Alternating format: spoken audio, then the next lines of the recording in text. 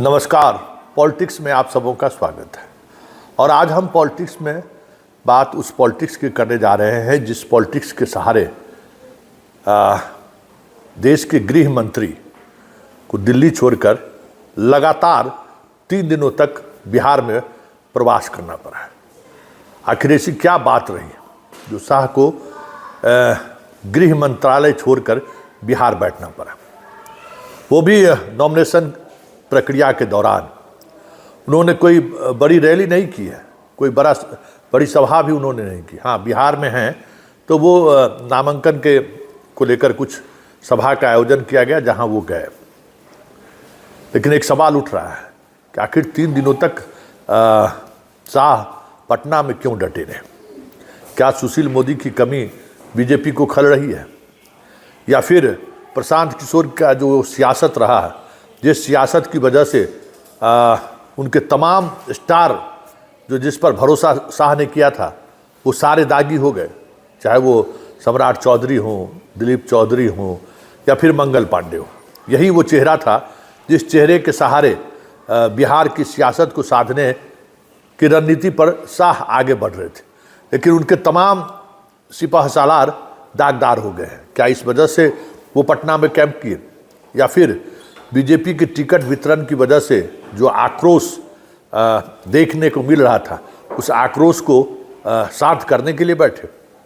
क्योंकि 3 यही सवाल है जिन सवालों के सहारे प्रशांत किशोर का वो तंज जिससे असहज है आज पूरी बीजेपी, या फिर उम्मीदवारों का विद्रोह, या फिर सुशील मोदी का ना होना।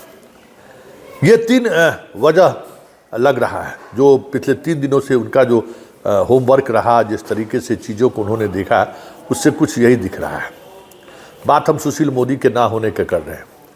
सुशील मोदी को लेकर जितना भी विरोध शाह और मोदी के दिल में रहा हो, नरेंद्र मोदी को, लेकिन बिहार का ये पहला चुनाव है जिसमें सुशील मोदी नहीं है।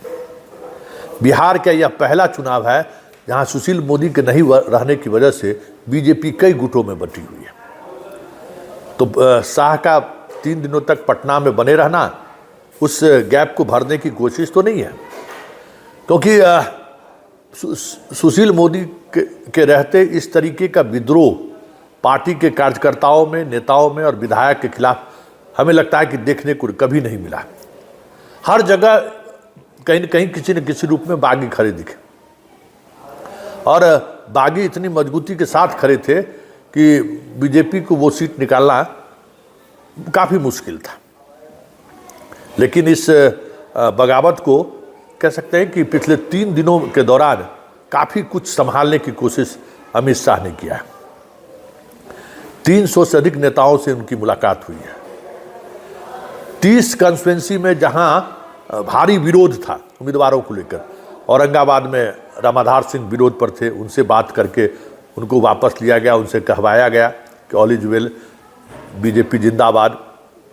इसी तरीके से अश्विनी चौबे के बेटा भागलपुर से नॉमिनेशन करने जा रहे थे, अंतिम समय में उनको नॉमिनेशन करने से रोक दिया गया।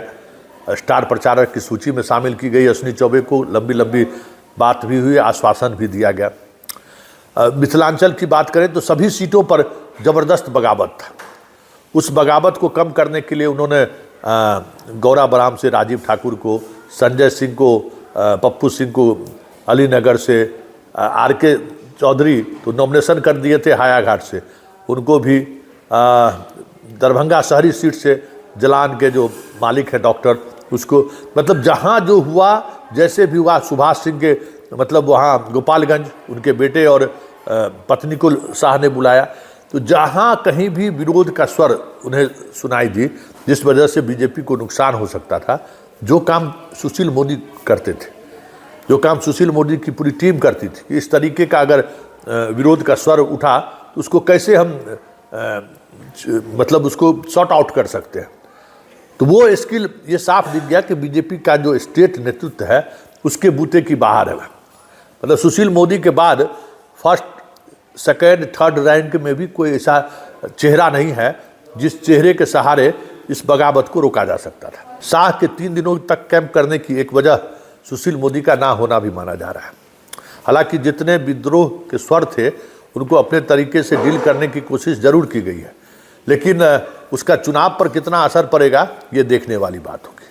और दूसरी बात, जिन बातों को लेकर चर्चा काफ़ी तेज है कि प्रशांत किशोर ने बीजेपी के उन तमाम चेहरे को डिस्क्रेडिट कर दिया जिन चेहरों पर शाह पिछले कई वर्षों से दांव खेल रहे थे। सम्राट चौधरी को आरजेडी में आज़ादी का चेहरा, कभी संघ बीजेपी का कोई चेहरा नहीं रहा।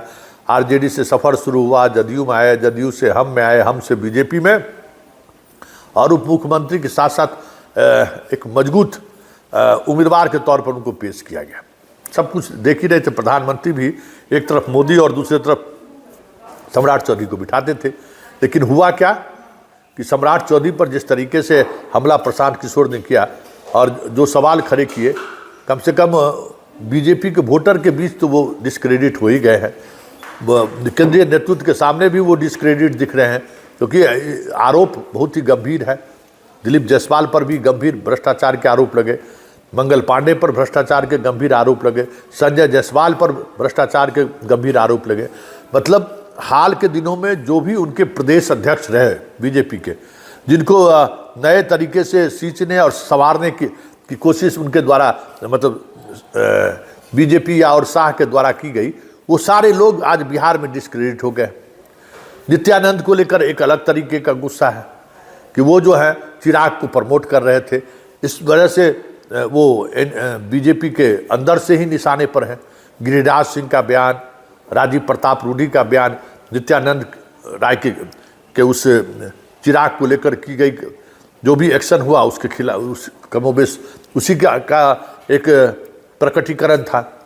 जो स्ट्राइक रेट देखना है तो 2010 को देखिए, सीधी चुनौती गिरिराज सिंह ने दे डाली। मंच पर रहते हुए अमित शाह को राजीव प्रताप रूडी ने नसीहत दे दी कि यहाँ चलेंगे तो नीतीश कुमार ही चलेंगे। तो ये सारी चीज़ें कहीं न कहीं शाह को ये समझ में आ रही थी कि ये चीज़ें बिहार में चलेंगी, लेकिन अभी पूरा अभियान बचा हुआ है। और बीजेपी के साथ संकट ये है कि कोई सुशील मोदी जैसा जिम्मेवार नेता या जिसका प्रभाव पूरे बिहार की राजनीति पर हो, बीजेपी में कोई दूसरा नहीं है। तो 3 दिन तो आके संभाल दिए उन्होंने। बाकी दिन अभी से लेके 20 तारीख से लेके कैंपेन की शुरुआत जब होगी तो फिर ये जो सियासत है उसको कैसे साधा जा सकता है, क्योंकि अभी तो नॉमिनेशन करने से आपने रोक दिया, लेकिन आने वाले समय में नॉमिनेशन करने से जिनको अब उनको जो पूर्व मंत्री को जो रोका गया है राय को, अब वो अलग कुछ भी हो जाए, एक बगावत का सुर उठा रहा है। गोविंदगंज में बीजेपी अपने जीते हुए सीट को एलजेपी को दे दिया है, उसको लेकर अलग बगावत है। ब्रह्मपुर में अलग बगावत है। बक्सर में जिसने लोकसभा चुनाव हराया, हार की एक वजह बनी बीजेपी की, उसको आप विधानसभा का टिकट दे दिए हैं। तो ये सारे जो कंट्राडिक्शन हैं, उस कंट्राडिक्शन में डे टू डे जो समस्याएं खड़ी होंगी उसका समाधान कौन करेगा। तो बीजेपी के अंदर ये एक बड़ी खाई दिख रही है। सम्राट चौधरी खुद चुनाव लड़ रहे हैं। अब देखिए ना, सम्राट चौधरी खुद चुनाव लड़ने के मैदान में चले गए, मंगल पांडे खुद चुनाव लड़ रहे हैं। तो फिर सेकेंड लेयर में कौन इन चीज़ों को संभालेगा। और यही एक वजह है कि शाह भले 3 दिन कैंप करके बहुत सारी चीज़ों को पटरी पर लाने की कोशिश की है, लेकिन इसके बावजूद भी बीजेपी बिहार को लेकर डरी हुई है, क्योंकि स्थानीय स्तर पर, स्टेट लेवल पर जो लीडरशिप क्राइसिस के दौर से बीजेपी गुजर रहा है, कोई भी एक ऐसा नेता नहीं है जो 2-4-5 हज़ार लोगों के गैदरिंग में अपनी बात रख सके। तो ये जो क्राइसिस है ना, ये क्राइसिस बीजेपी के केंद्रीय नेतृत्व को समझ में आ चुका है। लेकिन बड़ा सवाल ये है कि केंद्रीय नेतृत्व कब तक अपने सहारे इस सियासत को साधते रहेंगे।